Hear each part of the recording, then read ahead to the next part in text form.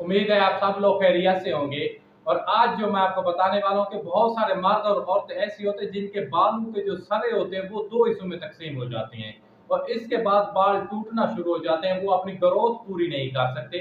उन तमाम के लिए सिर्फ एक चीज ऐसी बताने वाला हूँ, वो आपने करनी है इंशाल्लाह। इंशाल्लाह जो आपके बालों के जो सरे हैं टूट फूट का शिकार है या बाल गिर रहे हैं, इंशाल्लाह ठीक हो जाएंगे। तो सबसे पहले आपने करना क्या है कि एक बेरी का दरख्त होता है, आपने भी देखा होगा, बेर बड़े शौक से खाते हैं। आपने बेरी का जो दरख्त होता है, एक होता है पेमद, वो ना दूसरा जो दरख्त होता है बेरी का, आपने उसके पत्ते लेने तकरीबन आधा किलोग्राम और उसको 1 किलोग्राम पानी में अच्छी तरह पकाना है।